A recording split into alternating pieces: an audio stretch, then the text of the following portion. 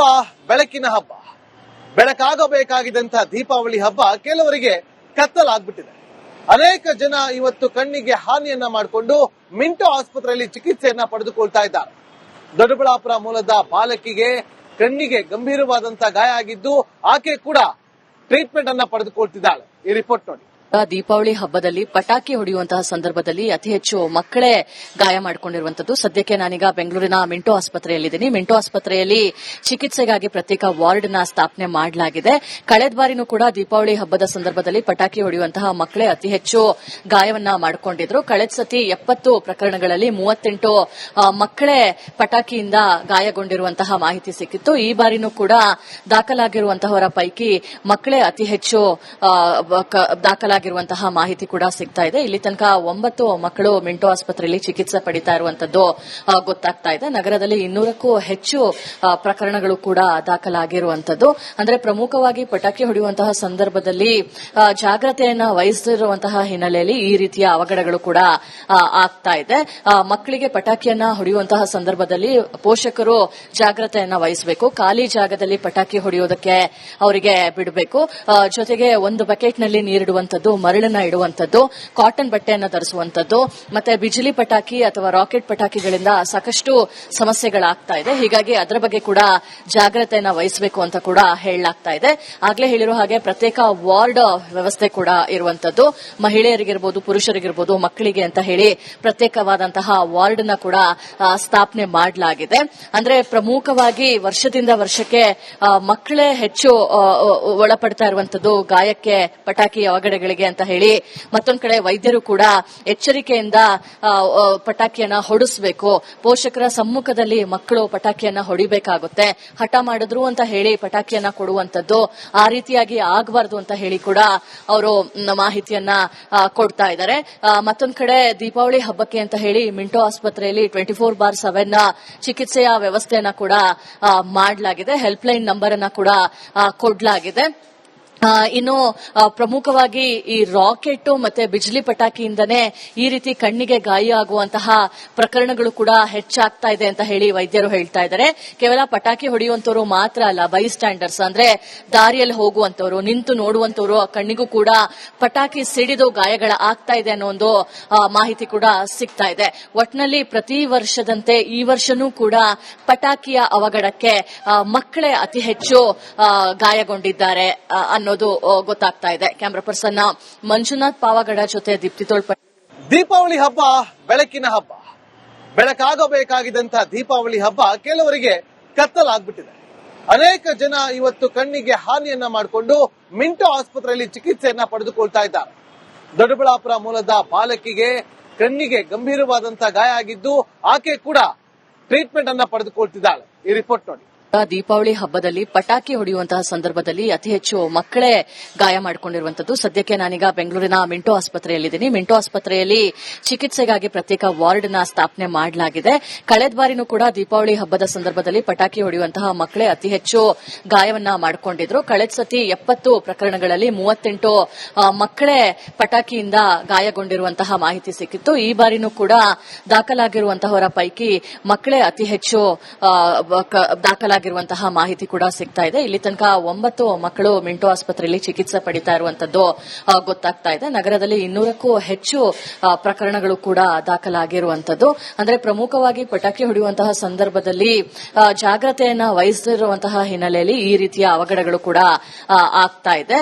ಮಕ್ಕಳಿಗೆ ಪಟಾಕಿಯನ್ನ ಹೊಡೆಯುವಂತಹ ಸಂದರ್ಭದಲ್ಲಿ ಪೋಷಕರು ಜಾಗ್ರತೆಯನ್ನ ವಹಿಸಬೇಕು. ಖಾಲಿ ಜಾಗದಲ್ಲಿ ಪಟಾಕಿ ಹೊಡೆಯೋದಕ್ಕೆ ಅವರಿಗೆ ಬಿಡಬೇಕು. ಜೊತೆಗೆ ಒಂದು ಬಕೆಟ್ನಲ್ಲಿ ನೀರಿಡುವಂತದ್ದು, ಮರಳನ್ನ ಇಡುವಂತದ್ದು, ಕಾಟನ್ ಬಟ್ಟೆಯನ್ನ ಧರಿಸುವಂತದ್ದು, ಮತ್ತೆ ಬಿಜಿಲಿ ಪಟಾಕಿ ಅಥವಾ ರಾಕೆಟ್ ಪಟಾಕಿಗಳಿಂದ ಸಾಕಷ್ಟು ಸಮಸ್ಯೆಗಳಾಗ್ತಾ ಇದೆ. ಹೀಗಾಗಿ ಅದರ ಬಗ್ಗೆ ಕೂಡ ಜಾಗ್ರತೆಯನ್ನ ವಹಿಸಬೇಕು ಅಂತ ಕೂಡ ಹೇಳಲಾಗ್ತಾ ಇದೆ. ಆಗ್ಲೇ ಹೇಳಿರೋ ಹಾಗೆ ಪ್ರತ್ಯೇಕ ವಾರ್ಡ್ ವ್ಯವಸ್ಥೆ ಕೂಡ ಇರುವಂತದ್ದು. ಮಹಿಳೆಯರಿಗಿರ್ಬೋದು, ಪುರುಷರಿಗಿರ್ಬೋದು, ಮಕ್ಕಳಿಗೆ ಅಂತ ಹೇಳಿ ಪ್ರತ್ಯೇಕವಾದಂತಹ ವಾರ್ಡ್ ನ ಕೂಡ ಸ್ಥಾಪನೆ ಮಾಡಲಾಗಿದೆ. ಅಂದ್ರೆ ಪ್ರಮುಖವಾಗಿ ವರ್ಷದಿಂದ ವರ್ಷಕ್ಕೆ ಮಕ್ಕಳೇ ಹೆಚ್ಚು ಒಳಪಡ್ತಾ ಇರುವಂತದ್ದು ಗಾಯಕ್ಕೆ, ಪಟಾಕಿ ಅವಘಡಗಳಿಗೆ ಅವಘಡಗಳಿಗೆ ಅಂತ ಹೇಳಿ ಮತ್ತೊಂದ್ ಕಡೆ ವೈದ್ಯರು ಕೂಡ ಎಚ್ಚರಿಕೆಯಿಂದ ಪಟಾಕಿಯನ್ನ ಹೊಡಿಸಬೇಕು. ಪೋಷಕರ ಸಮ್ಮುಖದಲ್ಲಿ ಮಕ್ಕಳು ಪಟಾಕಿಯನ್ನ ಹೊಡಿಬೇಕಾಗುತ್ತೆ. ಹಠ ಮಾಡಿದ್ರು ಅಂತ ಹೇಳಿ ಪಟಾಕಿಯನ್ನ ಕೊಡುವಂತದ್ದು ಆ ರೀತಿಯಾಗಿ ಆಗಬಾರ್ದು ಅಂತ ಹೇಳಿ ಕೂಡ ಅವರು ಮಾಹಿತಿಯನ್ನ ಕೊಡ್ತಾ ಇದ್ದಾರೆ. ಮತ್ತೊಂದ್ ಕಡೆ ದೀಪಾವಳಿ ಹಬ್ಬಕ್ಕೆ ಅಂತ ಹೇಳಿ ಮಿಂಟೋ ಆಸ್ಪತ್ರೆಯಲ್ಲಿ 24/7 ಚಿಕಿತ್ಸೆಯ ವ್ಯವಸ್ಥೆಯನ್ನ ಕೂಡ ಮಾಡಲಾಗಿದೆ. ಹೆಲ್ಪ್ಲೈನ್ ನಂಬರ್ ಅನ್ನ ಕೂಡ ಕೊಡಲಾಗಿದೆ. ಇನ್ನು ಪ್ರಮುಖವಾಗಿ ಈ ರಾಕೆಟ್ ಮತ್ತೆ ಬಿಜ್ಲಿ ಪಟಾಕಿಯಿಂದನೇ ಈ ರೀತಿ ಕಣ್ಣಿಗೆ ಗಾಯ ಆಗುವಂತಹ ಪ್ರಕರಣಗಳು ಕೂಡ ಹೆಚ್ಚಾಗ್ತಾ ಇದೆ ಅಂತ ಹೇಳಿ ವೈದ್ಯರು ಹೇಳ್ತಾ ಇದ್ದಾರೆ. ಕೇವಲ ಪಟಾಕಿ ಹೊಡೆಯುವಂತವರು ಮಾತ್ರ ಅಲ್ಲ, ಬೈ ಸ್ಟ್ಯಾಂಡರ್ಸ್ ಅಂದ್ರೆ ದಾರಿಯಲ್ಲಿ ಹೋಗುವಂತವರು, ನಿಂತು ನೋಡುವಂತವರು ಕಣ್ಣಿಗೂ ಕೂಡ ಪಟಾಕಿ ಸಿಡಿದು ಗಾಯಗಳ ಆಗ್ತಾ ಇದೆ ಅನ್ನೋ ಒಂದು ಮಾಹಿತಿ ಕೂಡ ಸಿಗ್ತಾ ಇದೆ. ಒಟ್ನಲ್ಲಿ ಪ್ರತಿ ವರ್ಷದಂತೆ ಈ ವರ್ಷನೂ ಕೂಡ ಪಟಾಕಿಯ ಅವಘಡಕ್ಕೆ ಮಕ್ಕಳೇ ಅತಿ ಹೆಚ್ಚು ಗಾಯಗೊಂಡಿದ್ದಾರೆ ಅನ್ನೋದು ಗೊತ್ತಾಗ್ತಾ ಇದೆ. ಕ್ಯಾಮರಾ ಪರ್ಸನ್ ಮಂಜುನಾಥ್ ಪಾವಗಡ ಜೊತೆ ದೀಪ್ತಿ ತೋಳ್ಪಟ್ಟಿ. ದೀಪಾವಳಿ ಹಬ್ಬ ಬೆಳಕಿನ ಹಬ್ಬ. ಬೆಳಕಾಗಬೇಕಾಗಿದ್ದಂತಹ ದೀಪಾವಳಿ ಹಬ್ಬ ಕೆಲವರಿಗೆ ಕತ್ತಲಾಗ್ಬಿಟ್ಟಿದೆ.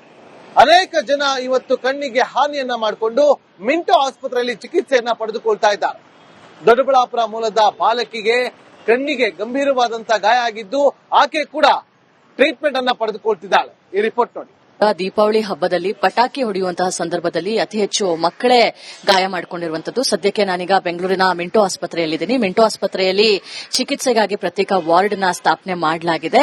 ಕಳೆದ ಬಾರಿನೂ ಕೂಡ ದೀಪಾವಳಿ ಹಬ್ಬದ ಸಂದರ್ಭದಲ್ಲಿ ಪಟಾಕಿ ಹೊಡೆಯುವಂತಹ ಮಕ್ಕಳೇ ಅತಿ ಹೆಚ್ಚು ಗಾಯವನ್ನ ಮಾಡಿಕೊಂಡಿದ್ರು. ಕಳೆದ ಸತಿ 70 ಪ್ರಕರಣಗಳಲ್ಲಿ 38 ಮಕ್ಕಳೇ ಪಟಾಕಿಯಿಂದ ಗಾಯಗೊಂಡಿರುವಂತಹ ಮಾಹಿತಿ ಸಿಕ್ಕಿತ್ತು. ಈ ಬಾರಿನೂ ಕೂಡ ದಾಖಲಾಗಿರುವಂತಹವರ ಪೈಕಿ ಮಕ್ಕಳೇ ಅತಿ ಹೆಚ್ಚು ದಾಖಲಾಗಿರುವಂತಹ ಮಾಹಿತಿ ಕೂಡ ಸಿಗ್ತಾ ಇದೆ. ಇಲ್ಲಿ ತನಕ 9 ಮಕ್ಕಳು ಮಿಂಟೋ ಆಸ್ಪತ್ರೆಯಲ್ಲಿ ಚಿಕಿತ್ಸೆ ಪಡಿತಾ ಇರುವಂತದ್ದು ಗೊತ್ತಾಗ್ತಾ ಇದೆ. ನಗರದಲ್ಲಿ 200ಕ್ಕೂ ಹೆಚ್ಚು ಪ್ರಕರಣಗಳು ಕೂಡ ದಾಖಲಾಗಿರುವಂತದ್ದು.